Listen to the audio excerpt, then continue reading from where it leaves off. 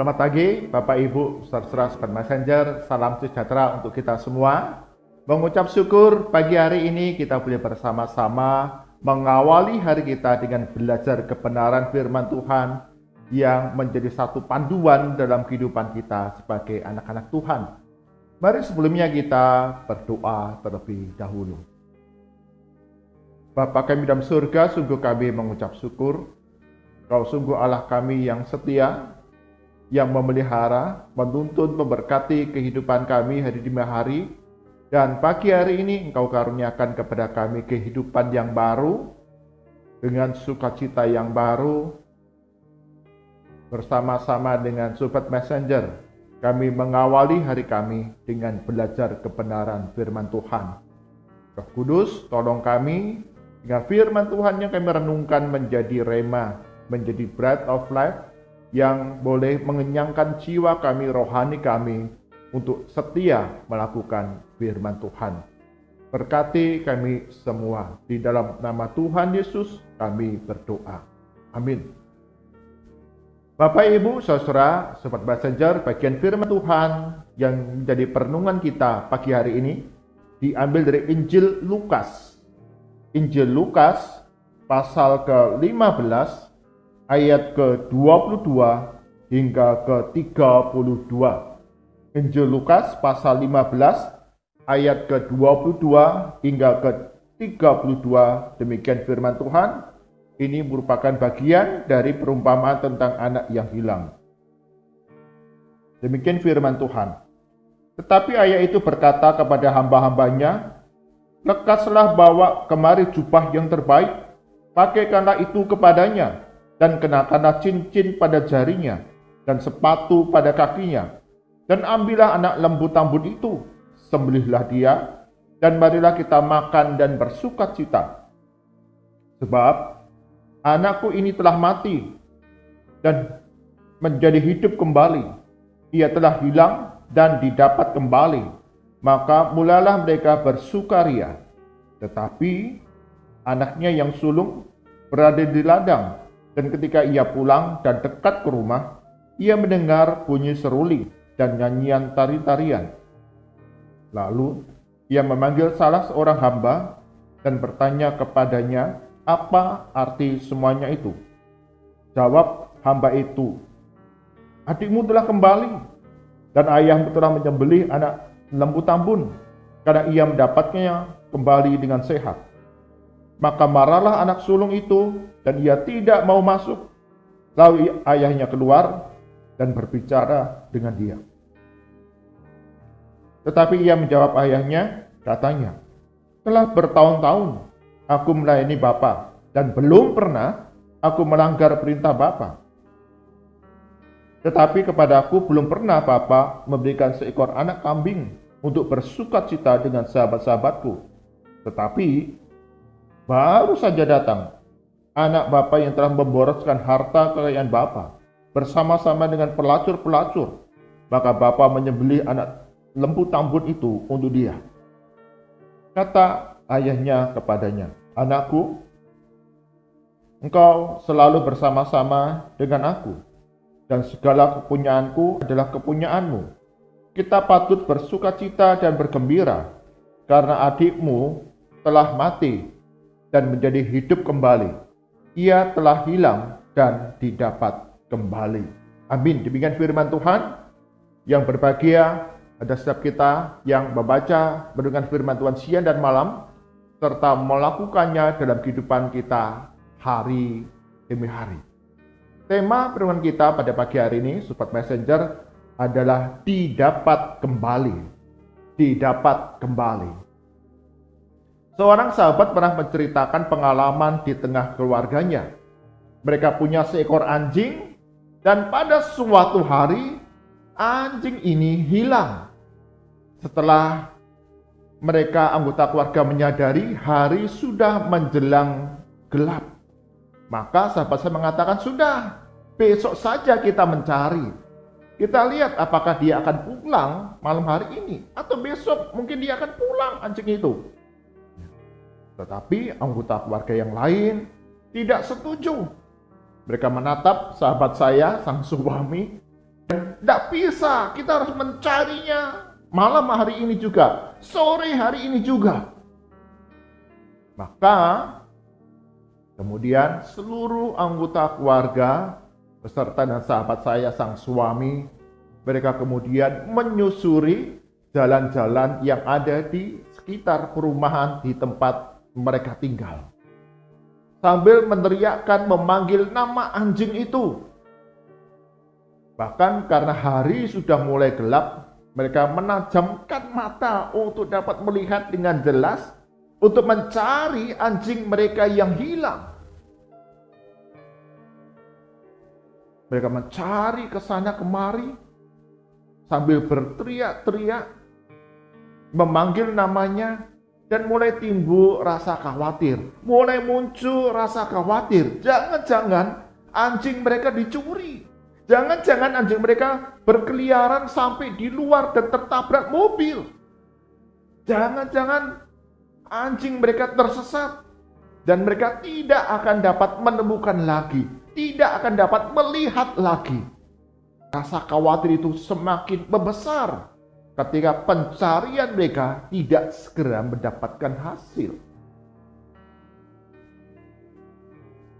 Ketika hari mulai gelap, memasuki malam, akhirnya mereka menemukan anjing mereka terperosok di parit yang dalam di sekitar luar perumahan.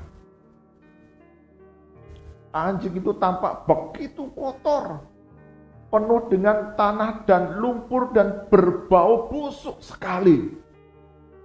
Tapi meski demikian, setiap anggota keluarga bersuka cita senang menemukan anjing kesayangan mereka kembali. Sahabat saya turun ke dalam parit untuk kemudian mengambil anjing yang sangat kotor dan berbau busuk itu, diangkatnya ke atas dan disambut oleh anak-anaknya. Mereka memeluknya dengan erat meskipun sangat berbau dan sangat kotor, dan dibawa pulang dengan hati yang gembira. Bapak, Ibu, Saudara, Sobat Messenger, bagian firman Tuhan yang kita baca menceritakan rasa sukacita yang sama ketika sang bapak ini melihat bahwa si anak bungsu itu kembali. Di dalam ayat yang ke-24 dan juga ayat ke-32 ada kata yang sama di sana disebutkan. Sebab anakku ini telah mati dan menjadi hidup kembali. Ia telah hilang dan didapat kembali. Maka mulalah mereka bersukaria. Ya, sang bapak ini bersuka cita menyambut sang bungsu yang sudah hilang ini didapat kembali. Tentu kita sangat mengenal perumpamaan tentang anak yang hilang. Betapa anak bungsu ini memberontak kepada bapa. Dia meminta bagiannya sebelum sang bapak itu mati, meninggal. Bahkan setelah mendapatkan bagian dari harta warisannya, dia menjualnya dan meninggalkan bapaknya, keluarganya ke kota, dan di sana dia berfoya-foya menghabiskan hartanya bersama dengan para pelacur. Betapa kehidupannya begitu buruk, begitu rusak, begitu hancurnya. Tetapi ketika si anak bungsu ini menyadari akan dosa-dosanya, bahkan dia mengatakan, aku pulang kepada Bapa untuk menjadi sebagai hambanya. Bukan sebagai anak, sebagai hamba pun aku mau menerimanya. Karena aku sadar betapa buruknya dan besarnya dosa-dosaku kepada Bapa. Tapi yang kita baca, kita lihat, kita renungkan, Sang Bapa punya kasih yang begitu besar, sehingga dia menerima anak yang hilang ini dan didapat kembali ini dengan sukacita yang besar. Tapi tidak semua anggota keluarga itu bersukacita. Kita membaca anak sulung itu menjadi kecewa. Loh itu, anak sudah memberontak kepada Bapa. Sudah berfoya-foya bersama dengan para pelacur. Menghabiskan harta. Kenapa Bapak mau menerimanya dengan sukacita? Begitu jahatnya, begitu buruk kelakuannya. Karena si anak sulung ini tidak memiliki kasih yang begitu dalam kepada adik bungsunya. Karena si anak sulung tidak memiliki satu sukacita yang besar ketika melihat anaknya yang memberontak itu didapat kembali. Betapa besar sukacita Allah Bapa di surga ketika melihat bahwa manusia yang berdosa, yang dikasihinya itu boleh datang kepada Dia. Kita melihat ketika Yesus Kristus hidup di dalam dunia ini, Yesus Kristus memberikan pelayanan dan kasih-Nya kepada banyak orang dalam dunia ini. Bahkan kepada yang disebut mereka orang-orang yang berdosa, para pemungut cukai, para pelacur, para pencuri. Tentu kita ingat peristiwa Sakius. Ketika Yesus mengatakan, "Aku akan menumpang di rumahmu." Banyak orang menjadi bersungut-sungut. Loh, kenapa Yesus mau makan bersama, bahkan menumpang di rumah orang berdosa?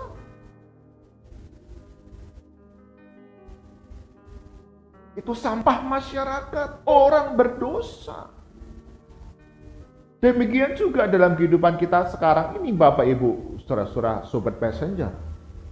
Kita memberikan identitas yang buruk kepada orang-orang tertentu. Karena perilakunya yang betul-betul jahat. Perilakunya yang begitu buruk. Dosa yang begitu besar. Seorang pembunuh. Seorang koruptor. Bahkan orang-orang yang sudah mengejek dan menghina, menganiaya orang-orang Kristen. Kita dalam hati berpikir, kita dalam hati berharap, biarlah penghukuman Tuhanlah yang terjadi. Itu acap kali, seringkali yang hati kita suarakan. Tapi sesungguhnya kasih Allah seperti Sang Bapa menunggu mereka datang kepada Bapa. Mereka yang sudah hilang, telah hilang ini didapat kembali melalui kesaksian orang-orang Kristen yang mengasihi mereka.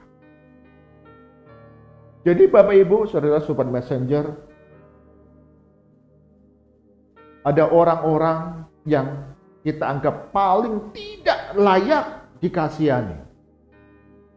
Mereka adalah orang-orang yang paling membutuhkan kasih Kristus.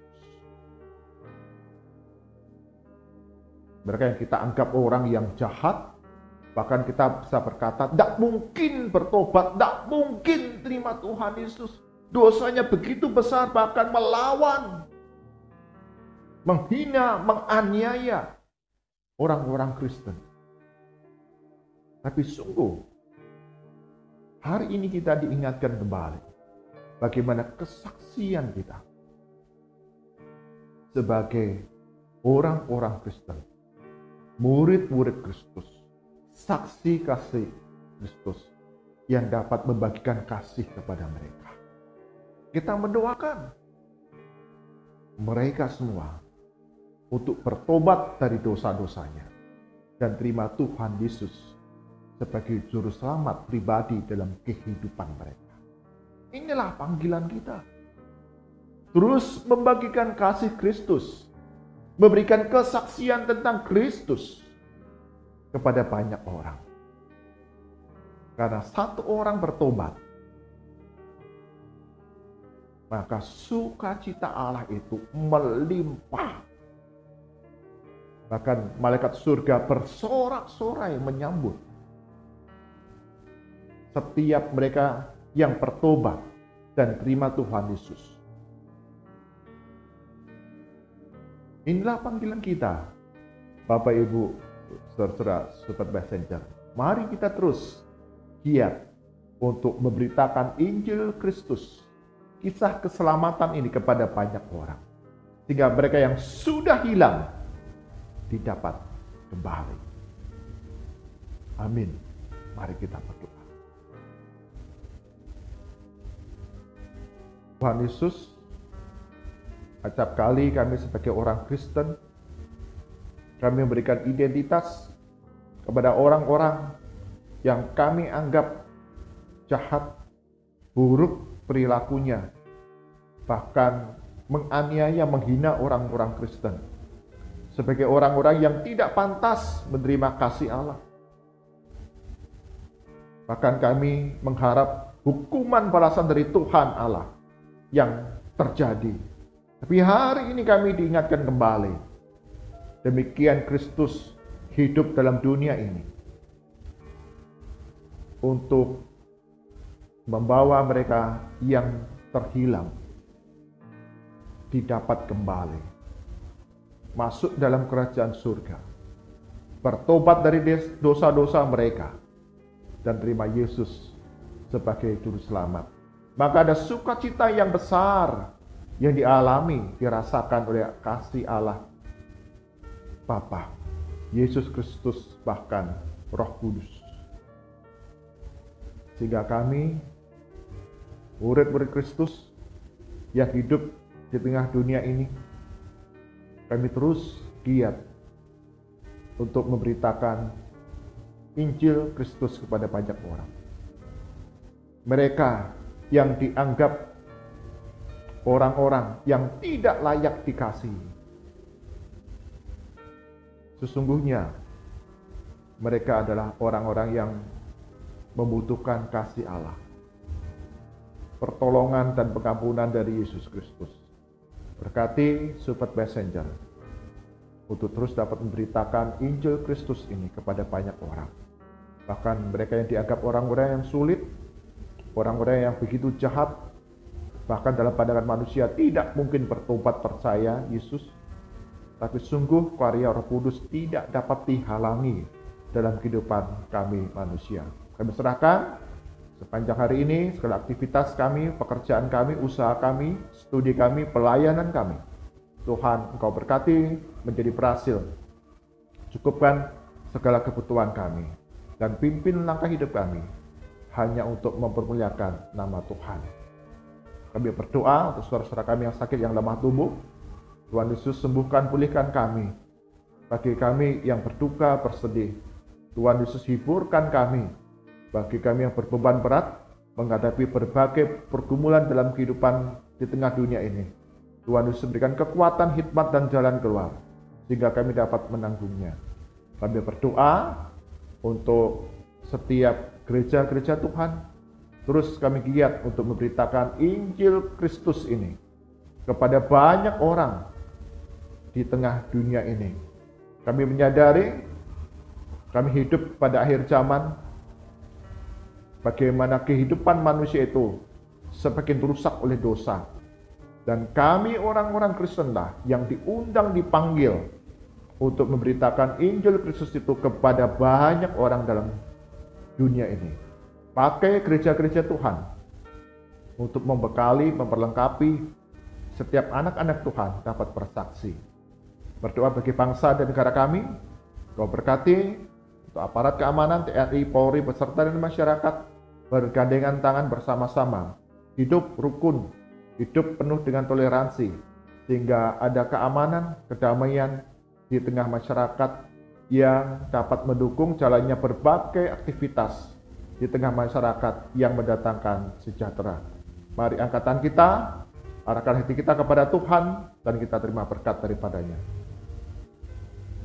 Kasih karunia dan damai sejahtera dari Tuhan kita Yesus Kristus, pemeliharaan yang sempurna dari Allah Bapa, serta persekutuan penghiburan dari Roh Kudus, senantiasa menjalankan kehidupan kita hari demi hari, menjadi saksi-saksi Kristus yang terus memberitakan tentang Yesus Kristus, tentang keselamatan bagi manusia yang berdosa, tentang kasih Allah yang menantikan setiap manusia berdosa kembali kepada Allah dengan anugerah Tuhan Yesus Kristus yang menyertai kehidupan kami dari sekarang sampai selama-lamanya. Amin. Bapak, Ibu, saudara-saudara, Sobat Messenger, hari ini kita boleh diingatkan kembali bahwa Allah menantikan mereka yang terhilang, manusia yang berdosa itu datang kembali melalui kesaksian anak-anak Tuhan tentang kasih Kristus yang besar di tengah dunia ini. Tuhan Yesus berkati kita semua. Amin.